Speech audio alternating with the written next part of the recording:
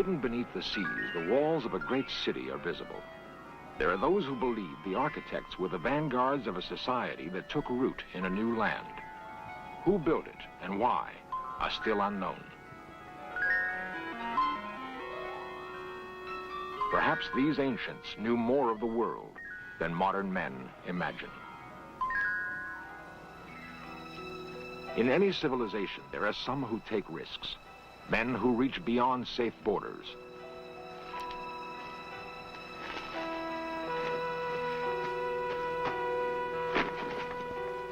The passing of adventurers may be signaled by structures on the land, marks in the earth, ciphers in stone, like the curious ruin on a bleak New Hampshire hilltop. It is called Mystery Hill. Who built it and why? New evidence suggests that North America was colonized long before the birth of Christ. Who were the colonists? How did they come to this wilderness?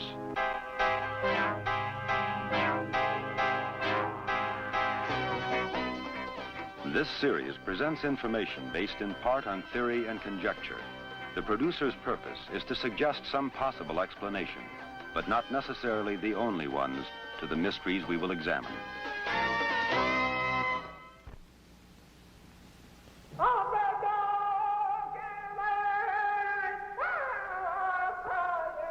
The legends of Native Americans tell of the first men who came into the world. They were brothers to wolves, or sired by the very stars. Men, it was said, were animals, and animals were men. And that is how the Indians saw their own beginnings. Beyond Indian legend, we really know very little of those first men. Time and again, we find marks of their passing.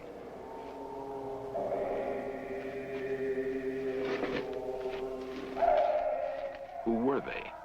Where did they come from? What drove them to probe the wilderness and build outposts? Too many traces have been left by early wanderers. They cannot be ignored or easily explained away. In scattered enclaves, a fragment of what had been built may survive. It will become a small piece of our past, an item of evidence that leads researchers to the discovery of what truly occurred.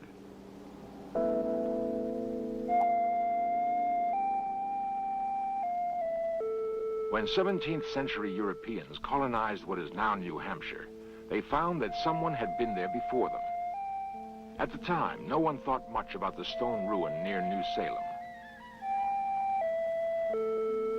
They called the curious stone structure Mystery Hill and let it go at that. Mysterious it was, totally unlike anything else the Europeans would encounter in their settlement of North America. It would not be until 300 years had passed that investigators would begin to solve the riddle of Mystery Hill. Their research would challenge some cherished ideas about the past. It's easier to cling to traditional beliefs than accept the possibility that we really know very little about our past. But if new ideas are sometimes uncomfortable, they can also be exciting. In the past year, evidence has been uncovered which suggests that there was a highly civilized presence on the shores of America thousands of years ago. The land called America was not devoid of people when the Europeans came. Europeans called the natives savages. The natives called themselves Ottawa and Cree, Mohawk and Seminole, Dakota, Pawnee, and Kiowa. They were as unprepared to meet Europeans as the settlers were to understand them.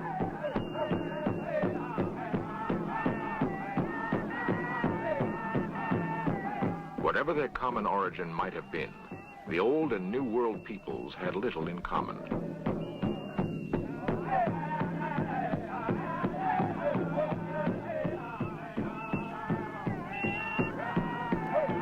For the most part, the American Indian was still in the Stone Age.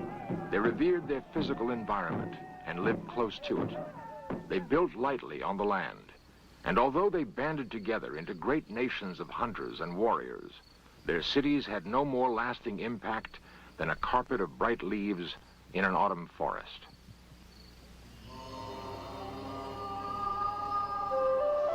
Mystery Hill is not in the manner of buffalo hide teepees. It was built to last, Indians of this region did not build in stone. They lacked even the tools to do so. Mystery Hill would have been destroyed years ago if it were not for the efforts of Bostonian Robert Stone. Stone bought up the ruin so that it could be preserved for scientific study and the enjoyment of tourists. Yeah. They would put the ashes in there, in other words. That's what we assume, yeah. Was this standing when you came here? Yes. Professor Hans Holzer has come to learn what Stone knows of the site.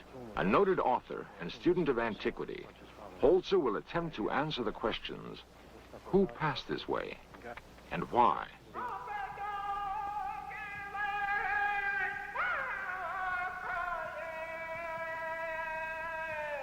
The American Southwest is an arid land. Its native inhabitants found it difficult to scratch out a hold here.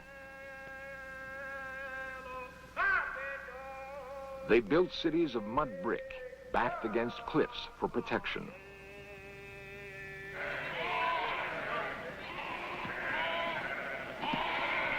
Life hasn't changed much for the inheritors of this land.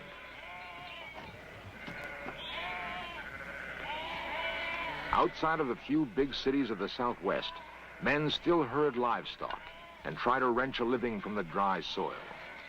Theirs is a rich heritage, nevertheless. We know the Pueblo Indians by their etchings in stone. Their cliff-bound apartments showed thoughtful design and careful execution. But brick is not stone. The techniques used to build the Pueblos did not build Mystery Hill.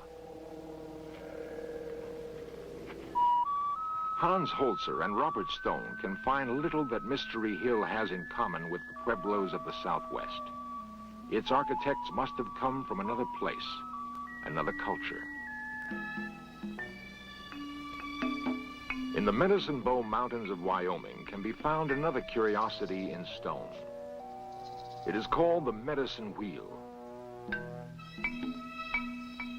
Mantled by snow much of the year, the geometric arrangement of rocks puzzled Western travelers for a long time. Most investigators are now agreed that the wheel was an Indian calendar.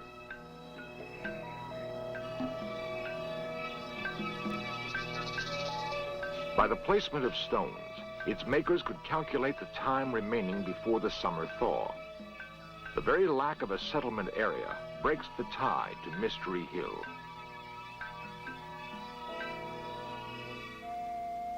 The long central lane at Mystery Hill is reminiscent of some walled-in streets of ancient Europe. And where does the lane end? At a large central structure, Professor Holzer has reason to believe was a temple. Again, a slender thread which may link Mystery Hill to the great cities of ancient Europe.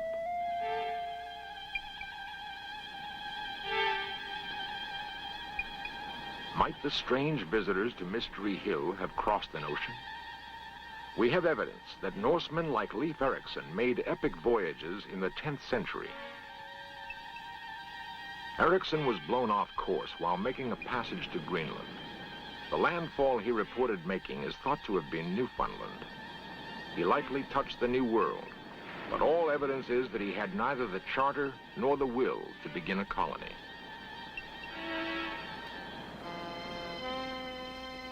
"500 years later, the Spaniards and the Portuguese would supplant the Norsemen as explorers of the sea. A leading navigator of the day was Christopher Columbus, who convinced the Spanish throne he could sail west to India.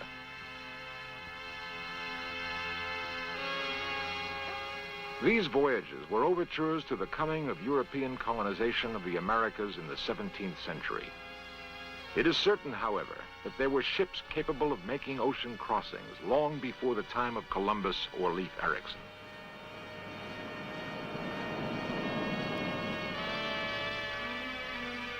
Did the strange visitors who built Mystery Hill arrive by ship from the east? And is this curious design on stone the random sign of a newcomer? Or is it the hull of a forgotten ship that turned its bow into the unknown centuries ago?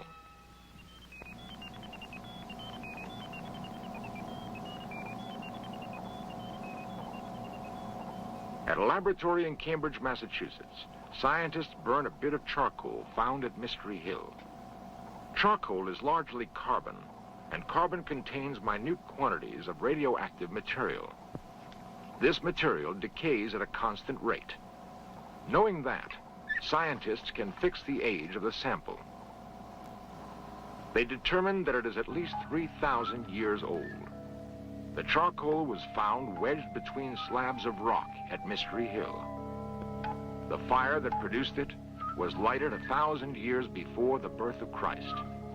And the open question remains, but by whom?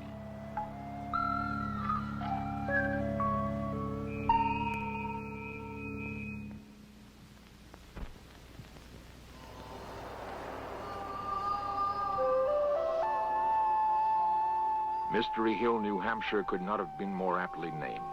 Its origins have puzzled men for centuries. Curator Osborne Stone is sure of one thing, however.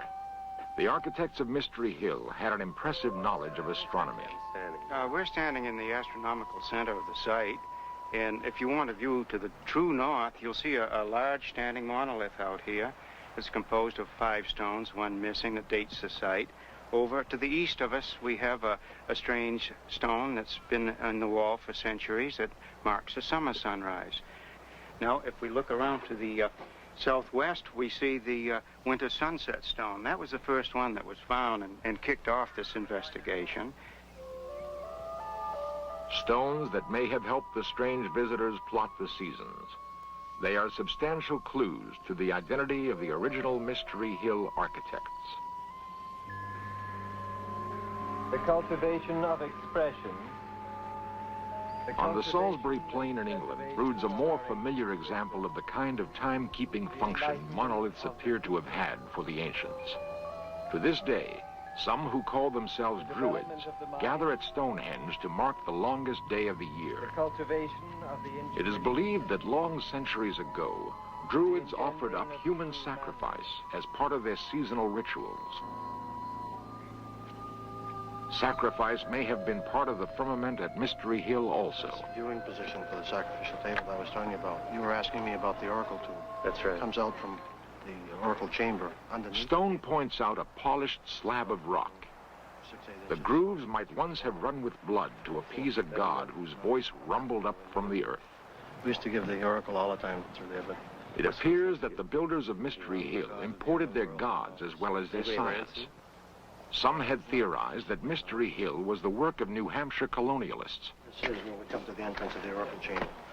I think we have pictures that date back... What Stone calls the sacrificial table and the recently excavated oracle chamber are unlikely relics of English colonialism.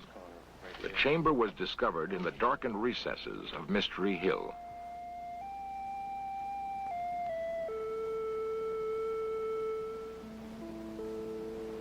Professor Holzer has seen similar sacred grottos before, complete with speaking tubes to humble the faithful. The so-called oracle chamber had been the work of another society, a civilization where obedience to the Delphic voices was immediate and complete. The chamber was found not in America, but amid the ancient ruins of the Mediterranean. Holzer will need more than these similarities if he is to advance his theory about Mystery Hill's strange visitors.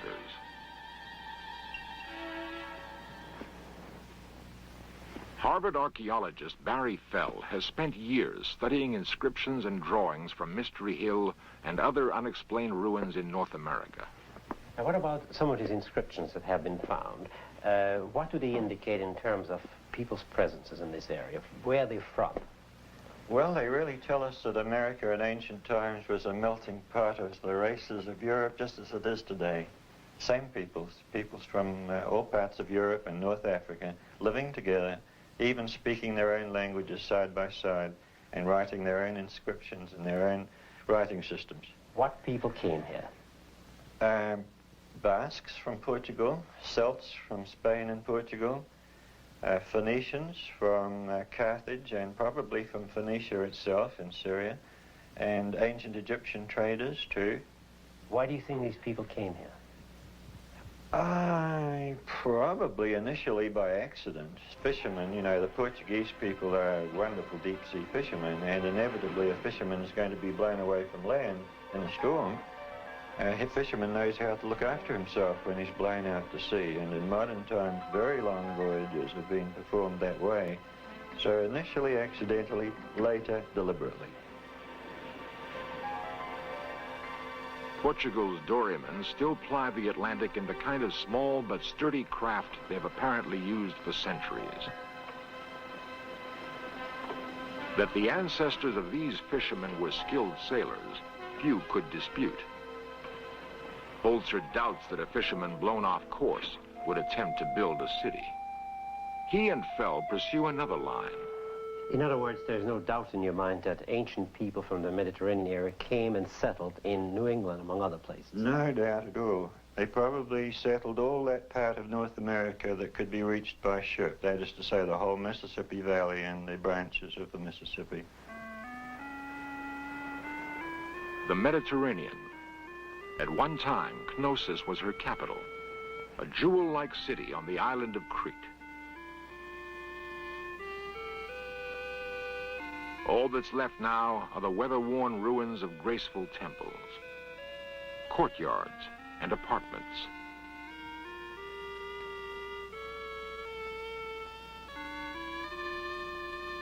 The people of this island were called Minoans. They were heirs to Phoenician sea kings who sailed here from what is now Lebanon. The Minoans loved music and art almost as much as they loved the sea. Even their architecture had a lyrical quality. The sea never seemed far from their thoughts. They must have gloried in all its aspects. The sea brought the Minoans power and wealth. Perhaps they had commerce with other advanced civilizations now lost to us.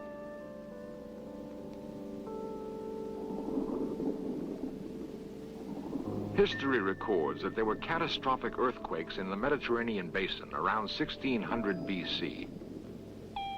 Knossos was by then Queen City of the Mediterranean. She may have been a haven for the refugees of doomed civilizations. If so, the influx of new citizens must have created pressure for expansion.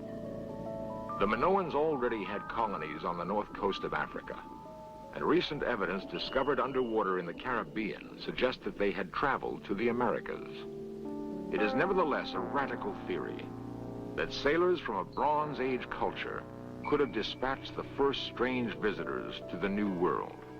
Professor Fell, how do your colleagues at Harvard feel about these amazing discoveries you've made? Very mixed feelings. My closest colleagues, who of course support my work and assist me in it, have very positive feelings, and some other colleagues, more particularly concerned with traditional aspects of archaeology, so far have not supported my opinions. Well, how did the ancient Phoenicians get here? They had ships, Dr. Holzer, better than those available to Columbus. Here is a carving of the hull of one of them that we found at Mount Hope, Rhode Island. We have one other carving from another part of North America. And then the fact that they made the voyages is sufficiently plain from the inscriptions that they left en route. The inscriptions Professor Fell refers to are found in abundance at Mystery Hill, if one knows what to look for.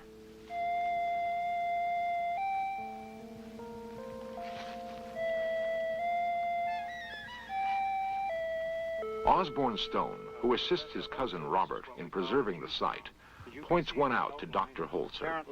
It has come to be called the G stone.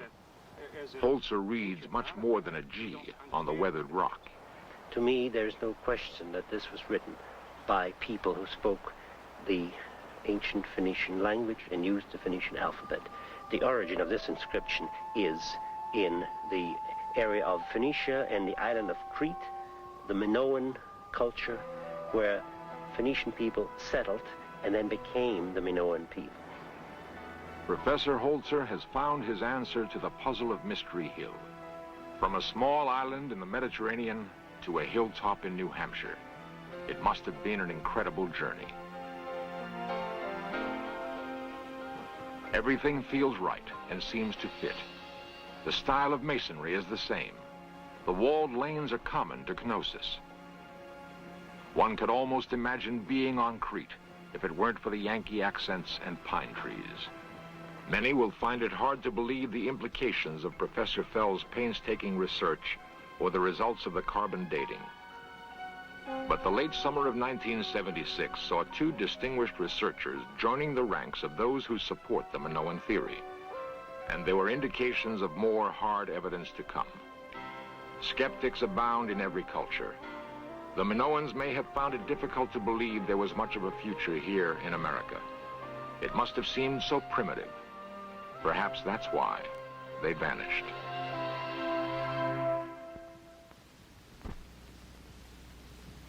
The same curiosity which may someday take us to the stars has apparently propelled mankind throughout its long centuries of wanderings on this planet.